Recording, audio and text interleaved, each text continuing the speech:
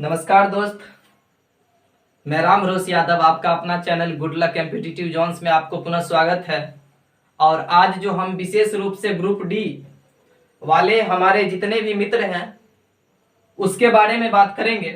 क्योंकि देखिए, अब की बार जो ग्रुप डी की वैकेंसी आई है, इससे पहले जो 62,000 के आसपास आई थी, उसमें अगर आप सिलेक्शन नहीं पाए हैं तो उस कमियां के ऊपर विशेष रूप से ध्यान दीजिए कि आखिर रीजंस क्या था जिसकी वजह से उस ग्रुप डी में आपका सिलेक्शन नहीं हो पाया। देखिए, अगर मान लीजिए मैं किसी एग्जाम में बैठा और क्वेश्चन नहीं बना तो उसके पीछे कोई ना कोई लॉजिक होगा कि आखिर रीजंस क्या है कि अदर बच्चे को बन गया और मुझे नहीं बना। साइंस का अगर 25 नंबर का अगर क्वेश्चन पूछा जाता है तो आखिर बना तो क्यों नहीं बना, रीजन कुछ ना कुछ होगा। मैथ का अगर 25 नंबर का पूछा जाना है तो अगर नहीं बन रहा है क्वेश्चन तो उसका रीजन क्या है, कुछ ना कुछ होगा। अगर रीजनिंग का 30 नंबर का पूछ रहा है तो उससे नहीं बन रहा है तो कुछ, मतलब कुल मिलाकर के सब सब्जेक्ट से आपका क्वेश्चन नहीं क्यों बन रहा है।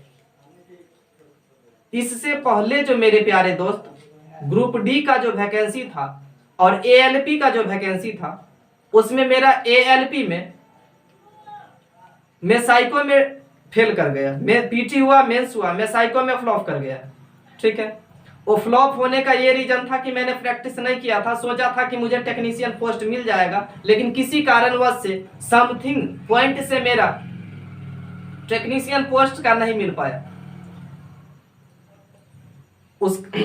तो मैं ये बताना चाहूंगा कि उस बार जो भी लड़का को ग्रुप डी में हुआ या ग्रुप डी में हुआ या एएलपी में हुआ, वो मैक्सिमम तौर पर ये बचा थे कि ज्यादातर लड़का या तो देखे होंगे कि बीटेक था और ज्यादातर लड़का पॉलिटेक्निक किया हुआ था।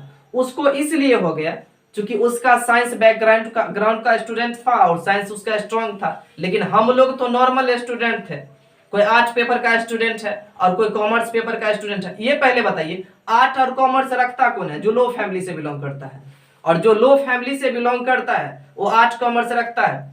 ठीक, सब का सब जितने भी स्टूडेंट है वो डिपेंडेबल रह जाता है कि लुसेंट भाई पढ़िए पढ़िए, लुसेंट पढ़िए, हो जाएगा, एसपीटी पढ़िए, हो जाएगा।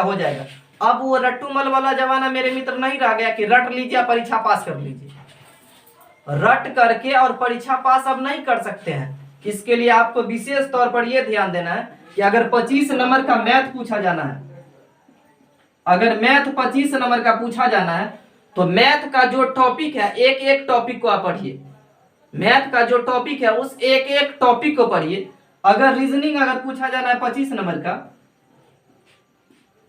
30 नंबर का अगर पूछा जाना है तो रीजनिंग के एक एक टॉपिक को पढ़िए। ऐसा नहीं है कि कोई टॉपिक इजी है तो उसको छोड़ देंगे, हार्ड है तो उसको पढ़ेंगे, ऐसा नहीं है।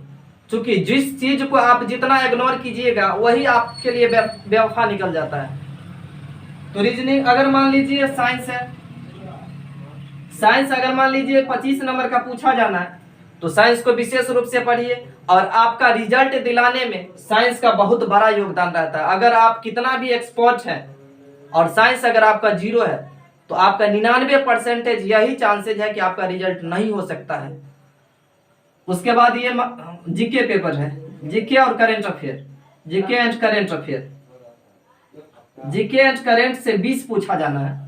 ठीक, तो आखिर ये जो टॉपिक है 20 नंबर का बन क्यों नहीं पाता है, ये सोचिए। तो देखिए, मैं बताता हूं कि क्वेश्चन नहीं बनने का मेन रीजन ये है कि हम लोग टॉपिक को ठीक से नहीं पढ़ते हैं। आखिर मैथ का जो दिया हुआ है वही टॉपिक पढ़िए, बार बार मौका नहीं मिलेगा। आपको ये पता है कि इस बार जो ग्रुप डी की 1,03,000 समथिंग वैकेंसी है मेरे दोस्त, वो जो सोचिएगा कि फिर अगले साल मिल जाएगा या उसके 1 साल बाद मिल जाएगा, इसका कुछ भी नहीं कहा जा सकता है। जो आया है उसी को पर ध्यान दीजिए। और सोच लीजिए कि 1,03,000 सीट है तो उसमें से एक सीट पक्का करना है तो करना है, हर हाल में करना है। नहीं तो सोचिए, अगर आप असफल होते हैं तो आपके ऊपर तो जो असर पड़ेगा वो तो पड़वे करेंगे, और आपके फैमिली के ऊपर कितने असर पड़ेंगे इसका कुछ कहना आपका वो तो परिवार ही जानते होंगे और आप खुद जानते होंगे। इसलिए मेरा आपसे हाथ जोड़ करके मेरे दोस्त ये निवेदन है कि ज्यादा से ज्यादा मेहनत कीजिए और ये जो आपका अपॉर्चुनिटी, गोल्डन अपॉर्चुनिटी जो मिला हुआ है, इसको छोड़ना नहीं है और ना छोड़िए। 2021 में बेड़ा पार कर लेना है तो कर लेना है। आप अपने माइंड में ठान लीजिए कि किसी भी हर हाल में ले लेना है तो ले लेना है, नहीं वाला कोई ये नहीं, नहीं का कोई चांसेस नहीं होना चाहिए। मैथ पढ़ाते हैं हम, प्रत्येक टॉपिक को हम कर रहे हैं बारी बारी से। रीजनिंग को भी स्टार्ट करेंगे, अगर नहीं करते हैं तो किसी अदर चैनल से जरूर कीजिए, और नहीं तो सेल्फ प्रैक्टिस जरूर कीजिए। साइंस के लिए सबसे best book 9th and 10th, 9th और 10th से, जो 9th और 10th का एनसीईआरटी है उससे बेहतर कोई बुक नहीं हो सकता है। अगर कोई यूट्यूबर्स ये कहता है कि एक किताब ये पढ़ लीजिए वो पढ़ लीजिए, मैं आपसे हाथ जोड़ करके निवेदन करता हूं मेरे दोस्त, भूल करके भी ऐसा काम नहीं कीजिएगा। और अगर कीजिएगा तो कितना पछताइएगा, वो एग्जाम देने के बाद और रिजल्ट आने के बाद आपको पता चलेगा कि कितना पछतावा होगा। इसलिए केवल 9th और 10th को ही पढ़िए, मैं आपसे हाथ जोड़ करके निवेदन करता हूं।